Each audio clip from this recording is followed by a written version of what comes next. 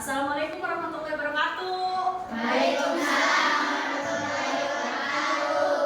Siswa kelas 5A, apa kabar? Baik. Siapkah kalian untuk belajar? Siap. Semangat semuanya, dengar dengan seksama. Siswa kelas 5A semuanya Hebat.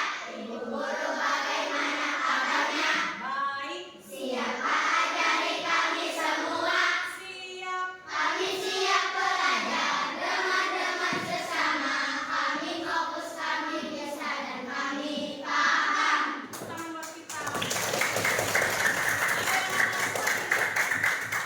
Hari ini ada yang gak masuk? Ada. Masuk semua ya? Ya. Oke.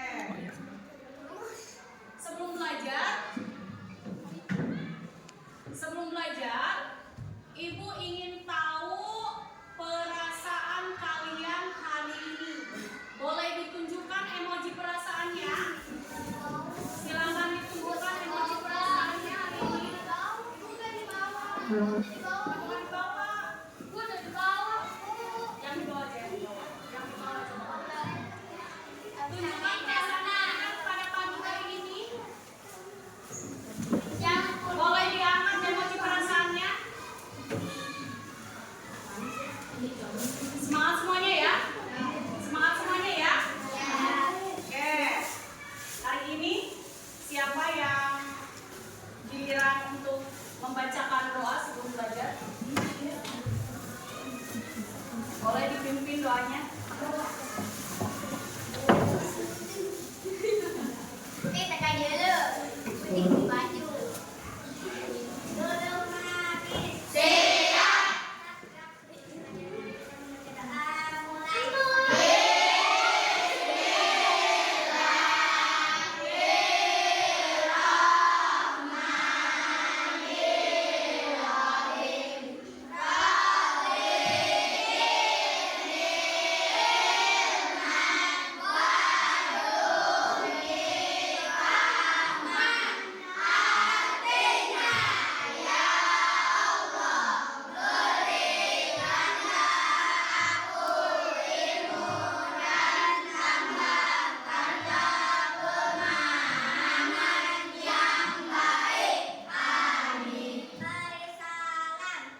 Waalaikumsalam warahmatullahi wabarakatuh. Untuk menambah semangat kita sebelum belajar, kita lakukan SPG dulu. Boleh? Oke, semuanya ke tengah. Sok, seperti biasa, dibagi beberapa kelompok, 4 kelompok ya. Laki-laki 2 kelompok, perempuan 2 kelompok. Berbaris. Nah.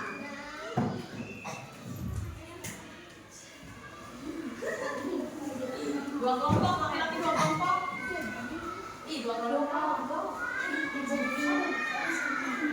Sudah? Nah, kalau sudah berbaris begini, kita akan melakukan permainan apa? Apa? A, B, D, E. Kita akan bermain A, B, D, E. Bisa dimulai? Bisa. Silakan dipegang pundak temannya masing-masing. A, B, D, G, sesungguhnya.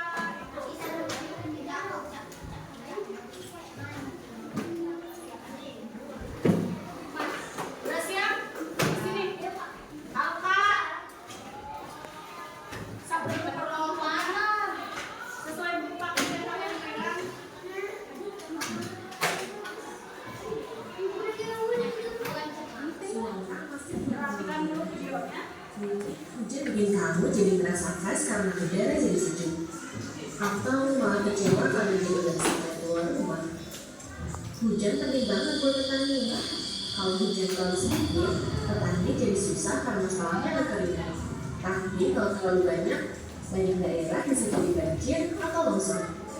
Nah, apapun pengalaman dengan hujan, pasti kamu pernah mikir, kenapa ya bisa ada hujan?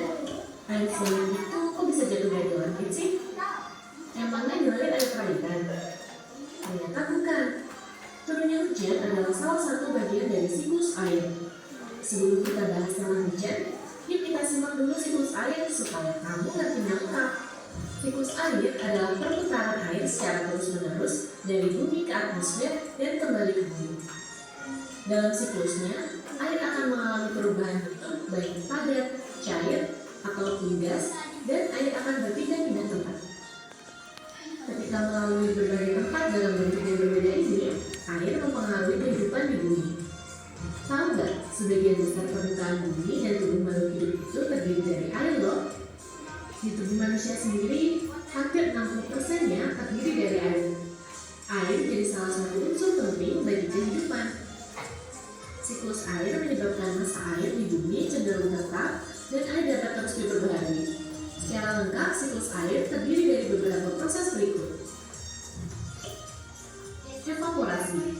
Evaporasi adalah menguapnya air yang ada di permukaan seperti air laut, air danau, atau air sungai menjadi uap air dan naik ke atmosfer. Evaporasi disebabkan oleh adanya panas matahari. Kira-kira penguapan air terbesar berasal dari mana ya? Ya, 100 buat kalian yang menjawab air laut. Sekitar 97% air di bumi ada dalam bentuk air asin atau air laut, dan sisanya berupa air tawar. Selain air di permukaan, tumbuhan juga mengeluarkan uap air melalui celah stomata. Proses ini disebut dengan transpirasi. Uap air yang ada di atmosfer akan mengalami kondensasi menjadi cair ketika melewati lapisan udara yang dingin. Kumpulan uap air yang terkondensasi akan membentuk awan. Awan yang baru terbentuk warnanya putih, tapi semakin banyak uap air yang terkondensasi, awan jadi semakin gelap. Warna gelap ini karena cahaya matahari tidak menembus awan. Makin lama awan jadi makin tebal, berat dan gak sanggup lagi menampung air. Akhirnya air turun ke bumi atau kita kenal sebagai hujan. Nah, udah gak bingung lagi kan kenapa air hujan bisa turun dari langit? Pertanyaan selanjutnya, apakah air hujan turun secara bersamaan di semua wilayah? Ternyata enggak. Hujan cuma terjadi kalau langit di wilayah tersebut punya awan yang cukup untuk turunnya hujan. Makanya kalau di daerah rumahmu turun hujan, belum tentu di tempat lain juga turun hujan. Pembentukan awan paling banyak terjadi di atas laut. Hal tersebut memungkinkan terjadinya 3 siklus air. Yang pertama, siklus pendek. Terjadi jika awan menyebabkan hujan di atas lautan juga. Yang kedua, siklus sedang. Terjadi jika awan berpindah ke daratan karena didorong oleh angin atau adanya perbedaan tekanan. Akibatnya, hujan turun di atas daratan. Air hujan yang turun akan mengalir ke tempat-tempat yang lebih rendah, termasuk juga ke laut. Saat malam itulah air bisa meresap ke dalam tanah atau biasa disebut dengan infiltrasi, atau tersimpan di danau dan bendungan. Yang ketiga, siklus panjang. Terjadi jika awan berpindah ke wilayah yang suhunya sangat dingin, seperti puncak pegunungan yang sangat tinggi atau pada musim dingin di daerah subtropis. Akibatnya terbentuklah kristal es yang kemudian turun dalam bentuk salju. Setelah semua proses tersebut terjadi, siklus air akan kembali lagi ke tahap awal dan berulang secara terus-menerus. Eits, ada fakta kece nih buat kalian semua. Kalau air yang paling banyak menguap adalah air laut, kenapa air hujan gak asin ya? Ada yang bisa nebak? Kakak kasih waktu deh buat mikir. Gampang kok jawabannya. Air hujan gak asin karena gak ada garamnya. Jadi ketika proses evaporasi, cuma air laut saja yang menguap, sedangkan garam-garamnya gak ikutan menguap. Karena itu air hujan jadi gak asin. Air hujan malah semakin asam karena bereaksi dengan gas-gas yang ada di atmosfer. misalnya gas karbon dioksida, nitrogen oksida, atau sulfur oksida. Setelah paham tentang siklus air, apa saja sih manfaat dari air? Peran air dalam kehidupan manusia sangat penting. Misalnya memenuhi kebutuhan sehari-hari seperti minum, mandi, memasak dan mencuci, irigasi, lahan untuk tambak dan perikanan, sebagai pembangkit energi listrik, jalur transportasi antar pulau, dan sarana olahraga serta pariwisata. Karena manfaat air yang begitu banyak, kita harus selalu menjaga kualitas air supaya bisa terus digunakan. Sayangnya, beberapa aktivitas manusia malah bisa mengganggu siklus air dan memicu bencana alam, seperti banjir dan longsor. Contohnya nih, alih fungsi hutan, pembangunan jalan dan bangunan, atau membuang limbah ke lingkungan dan sembarangan. Jadi kalau sudah lebih ngerti tentang hal ini, gimana nih biar bisa jadi lebih bijak lagi? Pertama, lakukan apa yang kita bisa untuk merawat perairan yang ada di sekitar kita. Caranya yaitu dengan tidak membuang sampah sembarangan, apalagi di selokan atau di sungai. Kedua, rawat pepohonan yang ada di sekitar kita. Pohon punya peran penting dalam siklus air karena membantu transpirasi dengan mengambil air tanah dan melepasnya sebagai uap air ke atmosfer. Ketiga, menghemat penggunaan air. Untuk banyak orang, air bersih tidak gratis. Ini karena sumber air yang ada harus diolah supaya bersih atau didatangkan dari tempat lain. Dan jangan lupa untuk bersyukur karena kamu punya cukup air bersih untuk kehidupan sehari-hari. Banyak orang yang tidak seberuntung kamu loh. Di Indonesia sendiri, diperkirakan sebanyak 24 juta orang kekurangan air bersih. Di daerah tempat mereka tinggal, sumber airnya jauh, tercemar, atau mahal. Akibatnya, kebutuhan sehari-hari seperti minum, mandi, cuci pakaian jadi terganggu. Nah, terakhir, kakak mau tanya lagi nih. Kalau seandainya air bersih nggak ada, kira-kira berapa lama ya manusia dapat bertahan hidup tanpa minum air? Tulis jawabanmu di kolom komentar ya. Kalau kalian mau latihan soal topik siklus air, yuk kunjungi website Kejar Cita.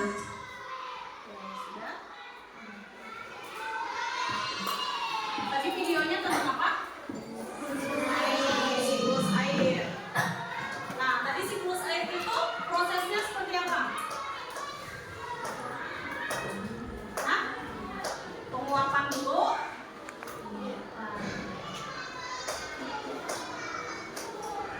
Kemudian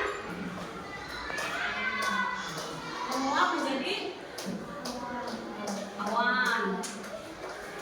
Sudah menguap jadi awan? Hah? Jadi ini awan hitam ya. Kemudian hujan. Hujan turun ke dataran? Dataran? Tinggi apa rendah? Rendah dulu, baru menjadi danau atau sungai. Nah, ini tahapan siklus air. Kenapa air tidak pernah habis? Karena ada siklusnya. Kemudian perubahan yang terjadi pada air secara berulang dalam suatu pola tertentu itu disebut apa? Siklus air. Nah, proses perputaran air ini disebut sebagai hidrologi. Jadi proses perputaran siklus air ini, proses perputaran air dari penguapan air dari air danau menguap menjadi awan hitam, kemudian turun menjadi hujan, kemudian dialirkan lagi lewat dataran rendah. Itu namanya hidrologi. Ya. Oke. Terjadinya siklus air ini dipengaruhi oleh apa sih? Kira-kira kalau penguapan air itu dipengaruhi oleh apa? Oleh cahaya? Oleh cahaya matahari. penguapan air atau penguapan air danau atau air sungai atau air laut, kemudian menjadi awan hitam, kemudian turun menjadi hujan, dialirkan lagi melalui dataran rendah, jadilah danau lagi, sungai lagi, dan air laut. Nah, tadi sudah dijelaskan kenapa air hujan itu kan penguapan dari air laut, danau, sungai. Nah, kenapa air hujan itu tidak asin?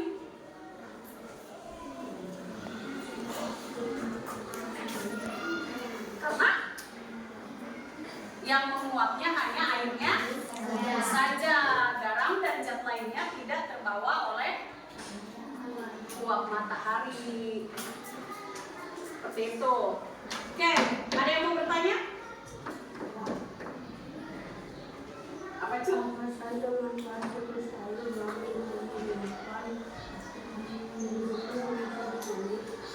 Apa saja manfaat siklus air bagi kehidupan manusia di bumi? Ada yang mau bantu jawab? Apa? Sebagai sarana? Oke, boleh. Apa lagi? Ada yang mau bantu jawab? Sebagai pembangkit listrik. Ada lagi yang mau jawab? Ada lagi yang mau jawab?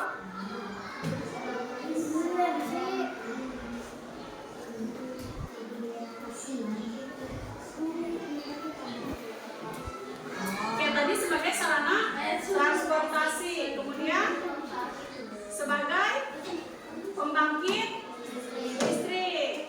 Terus untuk apa lagi kira-kira? Untuk kehidupan sehari-hari. Contohnya apa? Minum, kemudian mandi, kemudian cuci baju. Itu manfaat air ya untuk kehidupan sehari-hari. Ada lagi yang mau bertanya? Ada lagi yang mau bertanya? Kalau tidak ada, Ibu kasih lembar kerja. Boleh per kelompok. Satu kelompok 3 orang ya. Satu kelompok seperti biasa 3 orang.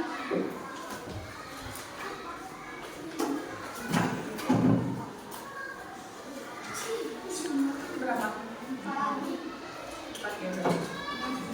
Ini 1 ya? Ini berapa? 1, 2, 3, 4. Oke, boleh. Ini 4. Ini? Ini berapa? 4. Ada yang belum kebagian? Ada yang belum kebagian? Sok, silakan diisi. Tulis nama kelompoknya, nama kalian masing-masing.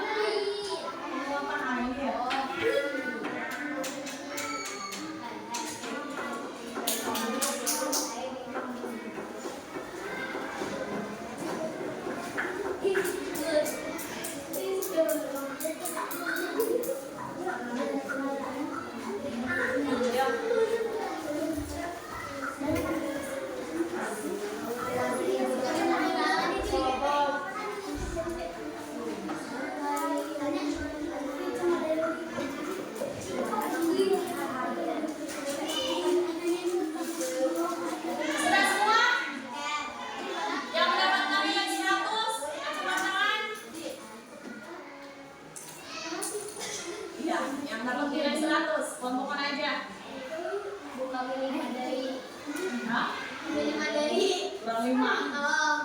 Kami salah satu berarti.